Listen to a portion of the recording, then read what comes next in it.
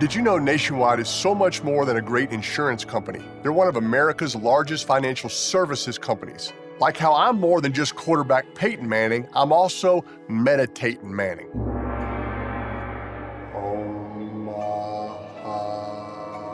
For your insurance and financial needs, Nationwide is on your side.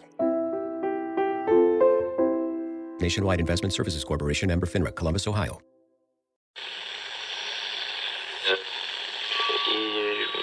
Empire.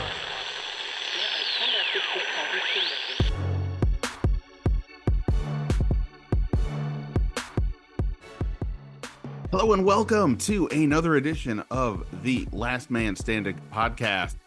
Yes, I'm your host, Ben Standig, and I cover the Washington Commanders for The Athletic. It is Tuesday afternoon here in the DMV. I haven't even ventured outside yet to say stay cool, stay whatever, but I guess it's only like in the 70s, so now I'm really kind of kicking myself for not having been outside today. All right, we'll work on that in a moment. Part of the reason I've been indoors is I recorded a podcast with none other than former Washington head coach Jay Gruden. First time we've had Jay on, I don't know, maybe since the draft around there. So I haven't had a chance to talk to Jay about Jayden Daniels, Cliff Kingsbury's offense, what he's just seeing in general. He watches their games, of course. And, so I got his view on the first two games of the Commanders, and we talked a little bit about quarterbacking in the NFL as well. So we'll get to my conversation with Jay. Oh, by the way, I should just say, of course, Jay does the Clean Pocket YouTube show. Also, he's on with Underdog Fantasy, so you can check him out there. As for this podcast, definitely appreciate if you subscribe. You know the drill, wherever you do your podcasting, for the Last Man Standig podcast. I got the name right today.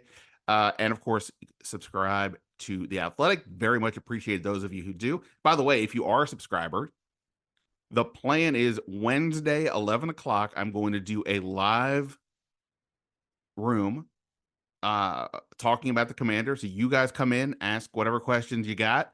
I will answer them. And if you can't make it, I will probably put the replay up here at some point, but, encourage you to be there. I need your help. Somebody's got to talk to me while I'm in there. So 11 o'clock on The Athletic, 11 o'clock Wednesday, the 18th.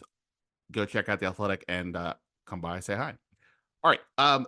So as I said, Jay Gruden and I talked about where things are after two games with this team, but primarily focused on, Jayden Daniels and the offense. He has concerns about the defense, as many of us do. The the more that time kind of gets away, it's not been weeks, but from Sunday, I'm becoming more impressed with what I saw from Jayden Daniels, and not just from like watching the tape and seeing some of the impressive throws, but last week before the game, we talked to Terry McLaurin, the group of us at his locker, and of course Jayden comes up, and we've talked to Terry several times about throughout the summer, so this isn't the first time we've asked about Jayden Daniels, but he said something that just stood out to me, and that was that one thing he noticed all throughout the summer was that when Jayden made a mistake or something went wrong, that he quickly fixed it or quickly did his best to remedy the situation, understand what went wrong, and that type of care for your craft is notable and stood out to Terry. And then we get to this game, right? And in this game, the first half, Jayden Daniels kind of looked like the Jayden Daniels we saw in the Tampa game, being a little skittish, it seemed like, in the pocket, taking off when there was pressure. He got some of the times that he would take off rather than throw, led to some sacks. He had 4 there. But as the game progressed, he consistently got better with that. And in the second half, he was poised in the pocket. And when it comes to Jayden Daniels, P does not stand for passing; it stands for poise at this stage, because that is a word that everybody seems to use to describe him. And I think that look, obviously things are not perfect on offense. There haven't been terribly dynamic quite yet, and they didn't score. They scored on all their full possessions, but only field goals. So clearly, there's a lot more room to get. But I've said this before, but I just really want to emphasize the point that you can have all the natural talent in the world, but if you don't have poise and leadership capabilities and can be one of the guys and don't get rattled under pressure or things along these lines, the rest of it doesn't really kind of matter that much, because it's all going to fade away if you're starting to melt down and your teammates don't buy into you. And over again, I just keep seeing that the teammates seem to be buying in to to everything about about him. And that fourth down or that third down audible in the first preseason game when he checks out and throws the 42-yarder.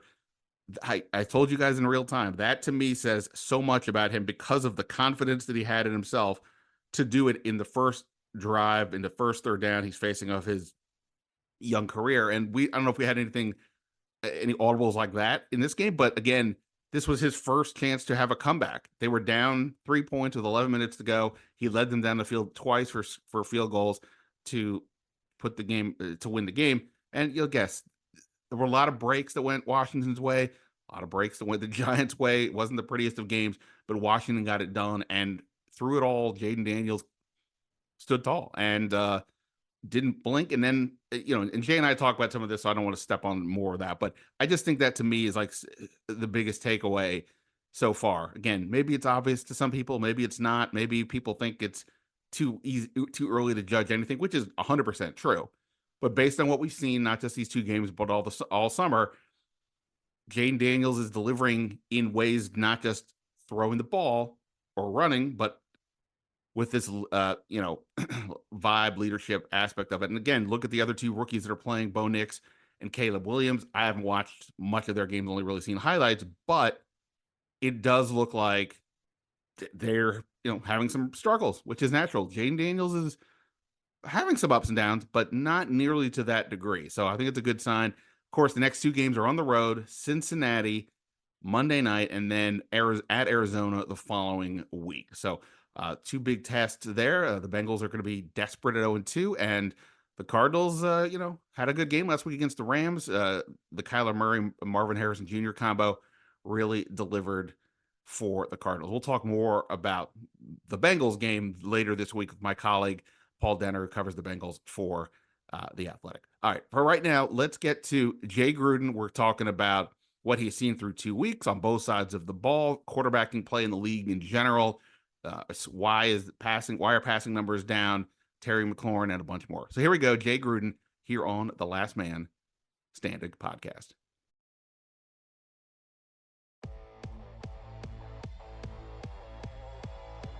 All right, as promised, joining us here, first time in a minute, former Washington head coach Jay Gruden. And this week, this would be in a different year. I guess it wasn't a different year. This would be the Jay Gruden Bowl, Washington against Cincinnati. Yeah. Last time we played, I think we tied. Is that right? In London? Yeah. Missed extra point at the end. Yeah. Horrible offensive pass interference call. Yeah. It was brutal. Did you at least like the trip to London? I still haven't done an overseas game yet.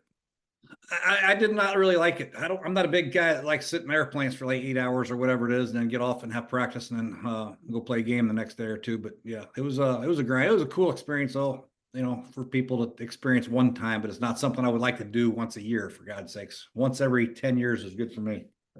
I hear you. I don't picture you as a guy wearing a jersey or putting on pom-poms for any team anymore, but like, do you care? Commanders, well, I know you don't care about the Commanders, but Washington, Cincinnati, does that do anything for you? I always root for, I'm rooting for Washington now. They have new ownership, a new coach, and everything's all hunky-dory now.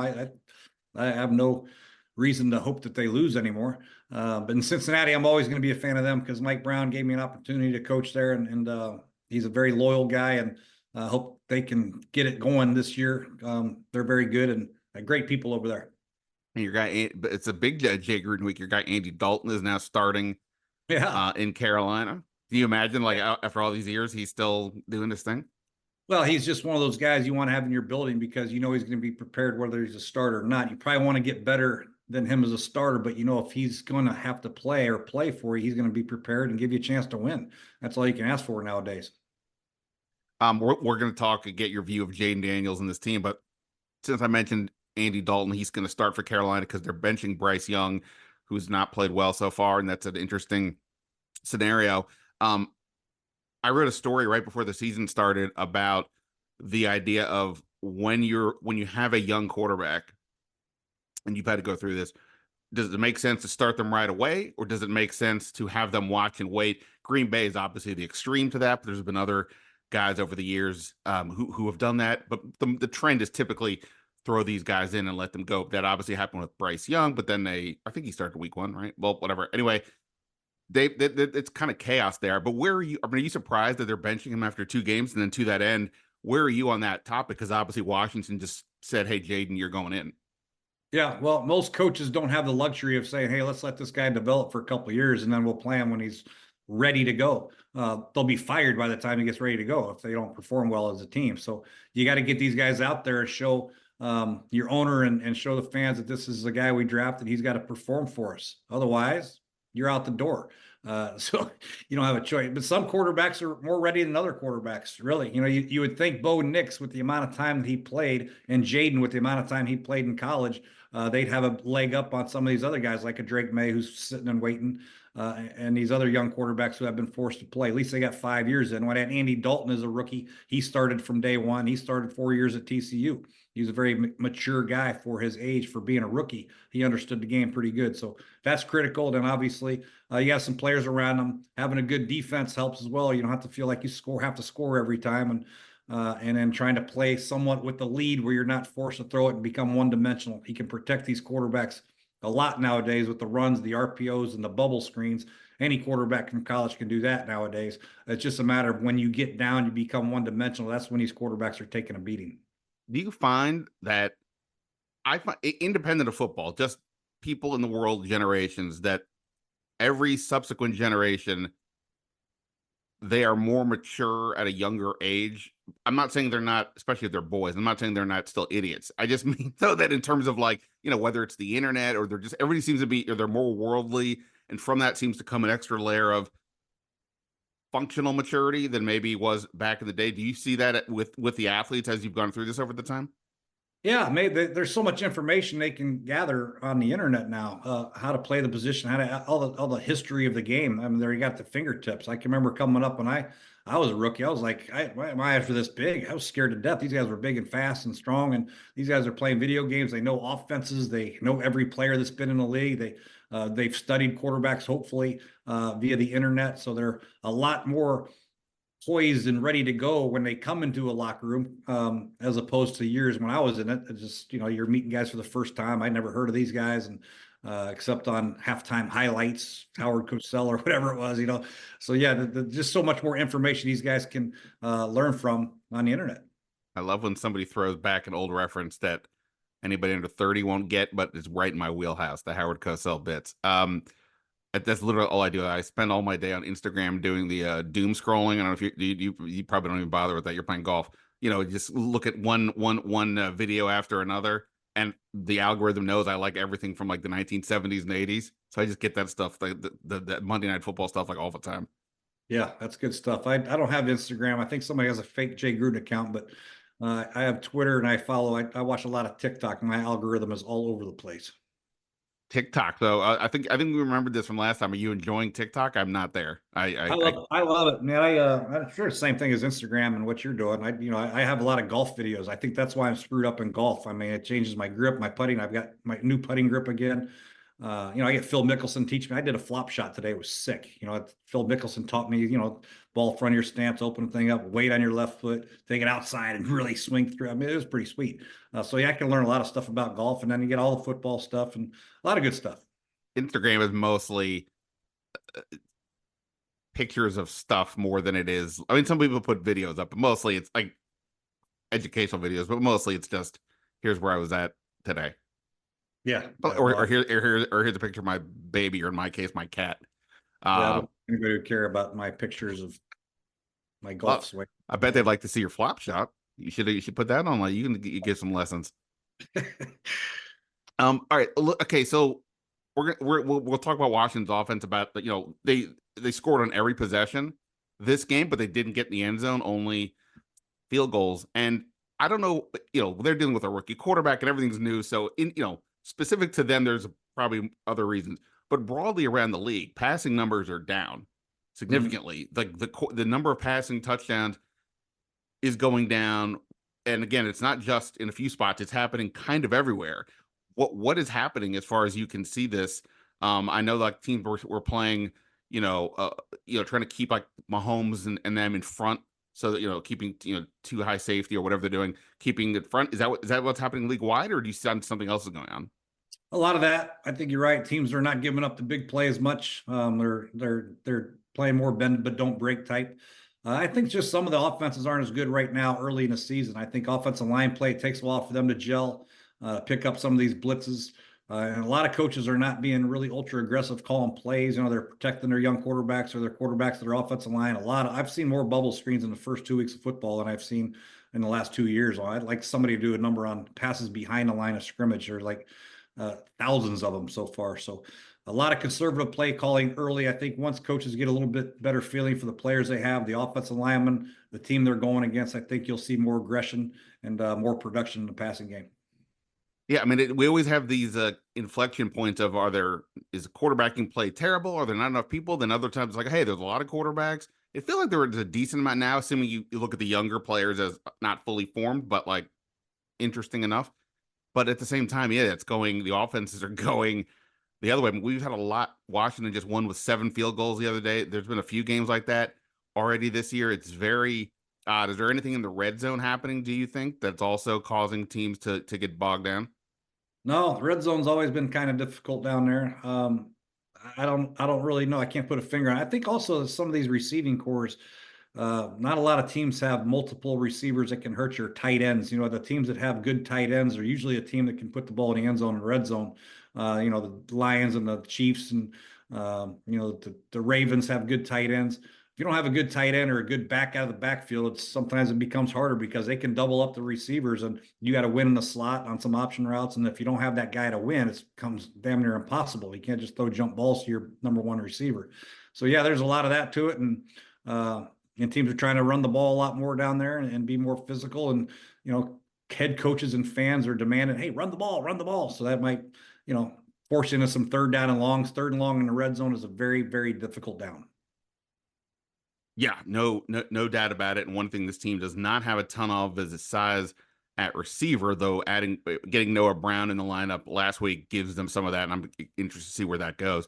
All right, let's get to the headliner. Jayden Daniels, 2 weeks in. We ready for Canton, or no, I'm just kidding. Are we happy with what we've seen so far?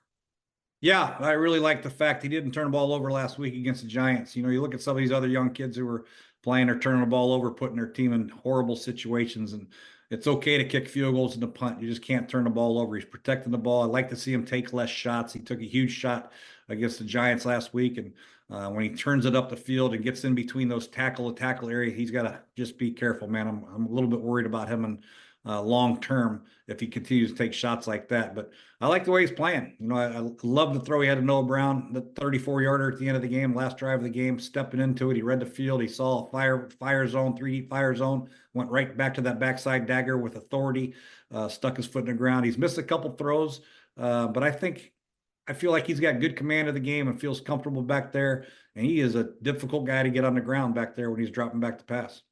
Are you a Caitlin Clark watcher fan? Do you care? Oh yeah, hell yeah. Okay, so I don't know when you started picking her up, but I've been using her as an example in how I'm viewing Jayden Daniels. In that she was amazing in college, not just as a shooter but a passer. So when she comes into the league, and a lot of people are like, we'll see if she can handle the pros and all that. In the first 10 games, the turnovers are out of hand. She's not making as many shots consistently, and her team was losing. They were also terrible. That's why they had the number 1 pick. But anyway, so people use that as an opportunity to kind of say, told you, she's going to have to wait. She's not ready.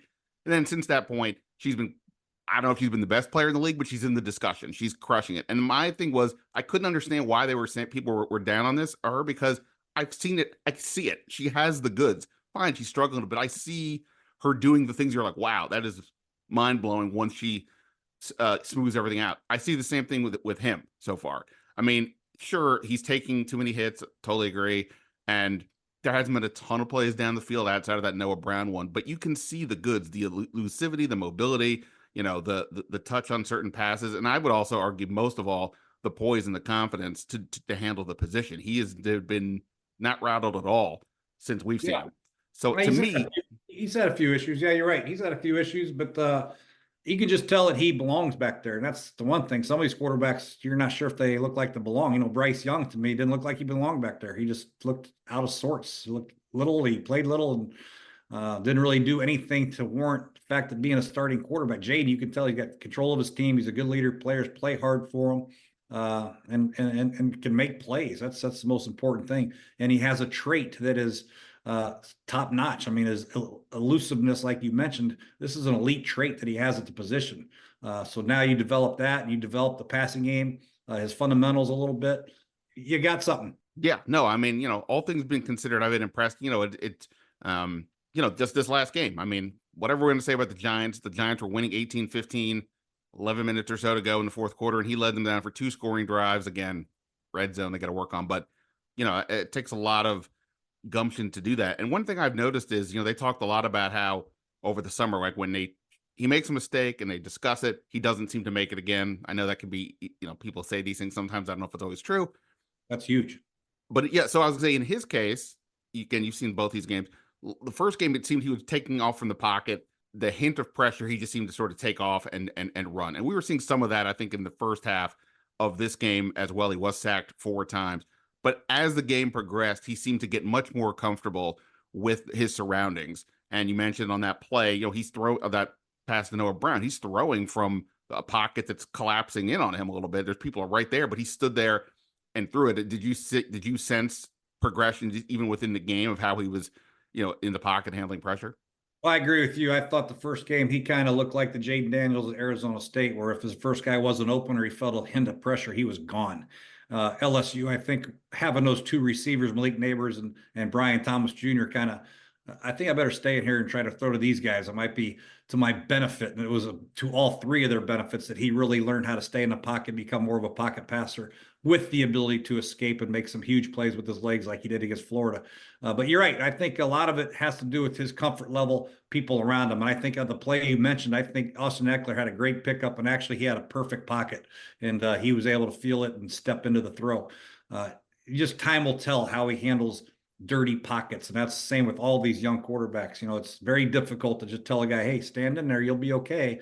And when guys are bearing down on you, because you can't really tell, it's all feel if the left tackle's losing his guy or he's got him under control, but he's kind of close, so some of those instances where he has to stay in there and make the throws and go to a second and third progression, time will tell, but it's a great sign. And you just feel, though, that he has that ability to do that, where some guys you're not too sure that it's ever going to click.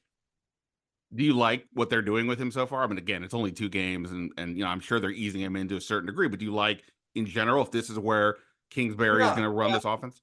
I like the fact that they are being pretty committed to the running game, and I thought they'd have trouble running against the Giants, quite frankly, with the front that they have, especially the inside zone part of it. But they had some big hits on the inside zone. Brian Robinson Jr. kept his feet moving, had a 40-yard gain, I think a 20-yard gain, and those are ways to get big plays and take a lot of pressure off your quarterback. I just hope now in the future, instead of running some of these RPOs when guys run blocked and guys aren't, some guys are blocking, some guys are running routes, and he's holding it, taking sacks.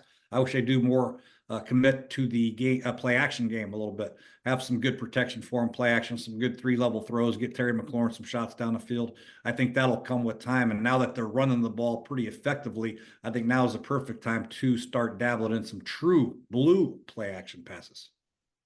Yeah, no, for sure. I mean, you could even tell it wasn't play action, but on that pass to Brown, I put a video of this up on Twitter. The Austin Eckler at that point is already showing he's going to be a threat in the passing game, right? So yep. He's in the backfield. The safety, crap, I'm blanking on his name. The safety moves up. Clearly, he's going to be in charge of Eckler. And then when at the snap, Eckler stays into block, and the safety finds himself in no man's land, and Jayden throws the ball directly over his head to Noah Brown, streaking. So I don't know if the safety would have been back there, but like in theory, the safety moved up. It wasn't a play action, but it was clearly a threat. That Eckler's a threat. Depending on who else is back there as a running back, they may not worry about it. That the guy's not going to go anywhere or make a big play. I have a Terry question for you. Well, let me start it this way. When you were at the Bengals, you had AJ Green, right? Yep. So one of the best receivers in the league and all that. And I looked it up. AJ Green had years with like 160 and 170 targets. And Probably not enough. What's that? Probably not enough. Okay, well, to that end, though, I mean, like, obviously that's a reasonable amount. That's roughly 10 a game and a 16 game schedule. So the other team knows the ball is going to him. I mean, sure, you have other guys, but they know he's the guy, and yet you keep targeting him. And obviously, not every pass is going to be perfect, maybe, but regardless, you're going to keep going in that direction. How do you, as an offensive coordinator, make it such that even though the other team knows it's going to go your way, that you still can get the ball to that guy without being overly, loose with, putting it into bad spots, things like that? Well, zone coverages are zone coverages no matter what you do. So it's you got to put your player that you want to feature to beat those zones. Maybe you're high low in the hook player. You want him on the dig, and you want somebody else to try to bait the hook player to bite, so you get AJ on the dig route. Maybe you're high low in a corner and cover two, like the Falcons did last night. The corner jumps the flat route by the back, and they hit the big bench right behind them for a gain of 25 to Moody. So there's different ways to attack zone, and then man to man, you put them in positions and tell your quarterback, hey, if it's man to man, everything's equal. Throw the ball to AJ. That's just, I can remember telling Andy sometimes on the headset, hey, if a man to man, throw it to AJ no matter what. I don't care.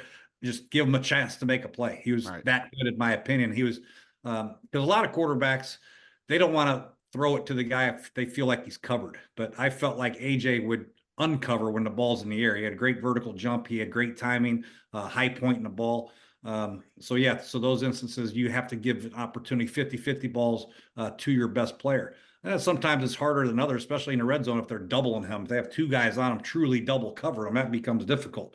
Sometimes I think Detroit played two guys like they played him like a gunner one time, one guy inside, one guy outside. So he wasn't getting the ball in that play. We had to throw to Marvin Jones for a touchdown. So there's different ways to attack coverages, and you put your premier player in a position to make the play. And sometimes he still won't get it. Maybe the hook player doesn't bite and he plays back, and you have to hit your check down or whatever. But you still try to get him in those positions to make the plays. To defeat zone, and then a man-to-man, try to move him around in shallow crosses and different ways to try to beat the coverage and get away from the corners. So I asked this in part because, in this last game, again, it's just one game, but Malik Neighbors, in his second career game, gets 18 targets. Terry's never had more than 14 in his career. And again, it's only one game, but it's been a pattern here with Terry over the years, despite different coaches, different coordinators, whatever, that it's always a lot of, hey, why don't you throw the ball to Terry? I bet we've asked every coach at some point, why, or coordinator, why isn't he getting the ball more? He's never had more than 134 targets in a season, and that was back in 2020. Now, obviously, they've had a mishmash of quarterbacks, and he hasn't always had great guys playing again on the other side of him. But nonetheless, again, Malik Neighbors, Daniel Jones, it's not like that quarterback's ideal, and they don't have much else at receiver. And, you talked about AJ Green. Marvin Jones is good, but he's not not. So what do you sense as to why this is the case? Why do you think over the years it's been tough to give Terry maybe the same volume that we're talking about when you have like an AJ Green? I don't know. I don't know the coordinators very well. Kingsbury's offense is not really predicated. He's more of I can't really explain it. But for instance, Malik Neighbors with Dayball, you have a play called shallow cross. You can have anybody run the shallow cross, anybody run the deep sit, anybody run the big post behind, anybody run the curl. If you line up in normal positions, if you always keep Terry on the left and you want the shallow cross coming across, then he'd be the curl runner. I would always make it a plan to feature AJ. I'd put him in motion, let him run the shallow cross, just like Neighbors did 2 or 3 times. So there's ways to jerry rig the system by formation. And right now, I don't think Washington's doing that with Terry. I think he's mainly lining up on the left side, and if the ball gets over there by progression, great. If not, no big deal. But I would try to jerry rig it where my best player would get the ball. Jordan Reed, I don't know how many times we ran choice route with Jordan Reed by changing the formation. And Chris Thompson out of the backfield, some of those guys, and Pierre, try to get him on certain routes, and Deshaun on the big post every now and then. So yeah, that's just the way we did it. Some people call their system and let the play out the way it is. And if it's true man-to-man, they'll pick the best option. But we always tried to jerry-rig the system to get our player the ball. Didn't always work out. Sometimes it went to the backside curl, didn't go to the shallow cross, and went to the deep sit, I went to the check wide or whatever. But you tried. Yeah, no, I mean, it's just like I said, it's fascinating. And I think at some point when you've switched up all the different coaches and all the different scenarios, again, it's only 2 games. And every year Terry gets 1,000 yards. Not that that's as big of a number as people think. It's like, 60 yards a game, but whatever. He'll get the numbers eventually. It's just sort of when you have, especially when you have the young quarterback, not that he looked pretty comfortable again in the pocket in the second half, but you want to, hey, throw it to that guy. He's our best receiver, but they're not making that much of an emphasis. But we'll see what Kingsbury does over time. Before I let you go, the defense, Yeah, they're going to struggle. I really don't know what they're good at right now. They're not stopping the run. Singletary, of all people, got 95 yards against them. And if you don't stop the run very good, you're going to be in trouble. Then you have to bring people in the box, and I don't think their corners are good enough to hold up out there. So they got some issues to talk about. I think they got to really hone up their light box run defense, and I think that's number one, so they can play coverage behind it and help out the corners, some cover two, some quarter halves, things of that nature. But they got to do a better job stopping the run. Otherwise, it's going to be a miserable long year for that defense. yeah. And that'll in turn put a lot more pressure on Jayden, what you don't want to have. You got to play good defense to help out your quarterback and your play caller. Otherwise, if you're down 14-0 and become one-dimensional, you don't want that for Jayden. 100%. I had to write some story before the year about like, what am I noticing with the team? And I wrote that like, one of the questions was, do they have enough for Jayden Daniels? And I said, I'm not just talking about receivers and offensive linemen. I'm talking about on the defense, because if they can't stop anybody and he's got to be in a shootout every week, that's not ideal, because now you're putting a lot more pressure on him and not also exposing him to possibly getting more hits, etc. So I'm with you. Like when people hear the run defense, and think it's generally fair, you think the guys in the middle, the two tackles, Allen and Payne and Bobby Wagner. With I don't know what you could tell from how you're watching. I don't know if you're breaking down the all 22s at this point, but it feels like if those two guys are not being at a minimum such wreckers inside that they have to get double teams, even if other people get the stats, it doesn't seem like that's happening in either direction. Either they're not making the plays we can tell, or others aren't flourishing off of them being double teamed. If those guys aren't getting this done, then I don't see how this is going to turn around. Yeah, I don't either. I haven't really seen a whole lot of Payne or Allen, like not just on a stat sheet, but even when you watch a film, you usually can tell a disruptive defensive tackle, and I just haven't seen that type of disruption yet. I don't know if they're on a pitch count, if they're playing a lot of snaps, or maybe they're playing too many snaps. I don't know what that's like, how their backups are. Maybe their backups aren't very good. Maybe they're not putting those two guys in at the same time very often. They're trying to keep them all fresh, and the guys behind them aren't playing very well. So there's a lot of things that I'd really like to dive into with that defensive front right now. But I agree, when you have two defensive linemen like that, they should be able to, if they're not taking up double teams, if they're playing more gaps and shooting their gaps, they should be definitely more disruptive and making more plays. I just haven't seen it a whole lot from those two guys. But speaking of those two guys and Terry and a couple others, is it weird to you that the guys who we would say are the best players on this team were acquired when you were still a coach? Yeah, it's all. Hopefully, I picked a good player every now and then. Unfortunately, I get to pick a lot of them, but yeah, they're great guys. Those can't miss guys. Really, Terry's a great person, great human, great player, and those two guys were first round picks for defensive linemen. They better be good. Yeah, no. I mean, yeah, you guys are good. I'm just saying, like, I don't want to get into the whole what happened the last 4 years, but I assume you saw this like last game. Other than Quan Martin, every single player from the 2023 draft class wasn't in the game, or isn't on the roster. Yeah, and they had a lot of people helping with the draft too. I don't understand that they did not draft very well in the Rivera era, and I don't know if it was him or all the other guys they had named as GMs or personnel guys or whatever. But that was a rough draft. Yeah, no, for sure. And just lastly, you talked about now that you feel better about rooting for Washington. I guess obviously last year was the first year without Snyder, but it was still the remnants of what had happened. Now it's been a complete reset from owner. Well, owner was already here, but GM, coach on down. I don't know. Do you have they reached out to you at all? Because they've been more alumni based. You're trying to get more alumni out. I don't know if the coaches technically count as alumni, but like, have you heard from them, or are you interested in like, hey, I'd show up to some event or whatever because it is new and fresh? Haven't heard anything. But yeah, I'd be welcome to it. I mean, shoot, I had a lot of fun coaching Washington football team, Redskins or Commanders. So yeah, I have no ill feelings whatsoever. Whenever they're on, I watch them, and I'm rooting for Jayden to do well. I love watching young quarterback play, and I've known Dan Quinn a little bit. He's a good football coach and a good guy. So yeah.